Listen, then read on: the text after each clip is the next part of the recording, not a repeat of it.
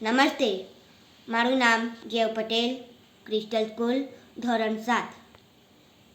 આજે આપણે શીખીશું વક્રીભાવનની ક્રિયા. આ ક્રિયા શીખવા માટે આપણને જરૂર પડશે આ પાણીથી ભરેલો અડધો ગ્લાસ અને પેન્સિલ. હવે આપણે આ પેન્સિલને આ કાચના ગ્લાસમાં મૂકીશું. હવે જોઈએ શું થાય છે.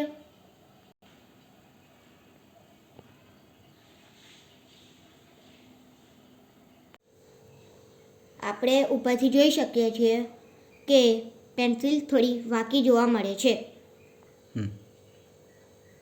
આપણે સાઈડમાંથી જોઈ શકીએ છીએ કે પેન્સિલ થોડી તૂટેલી જોવા મળે છે. આ ક્રિયાને વક્રીભાવનની ક્રિયા કહે છે. જ્યારે સૂર્યના કિરણો આ કાચના પ્યાલા પર પડે છે ત્યારે સૂર્યના કિરણો થોડા વાંકા થાય છે, કારણ કે આ કાચનો પ્યાલો થોડો ઘટ્ટ છે. તેથી આપણને પેન્સિલ પણ વાંકી જોવા મળે છે. હવે આ ક્રિયાને વક્રીભાવનની ક્રિયા કહે છે.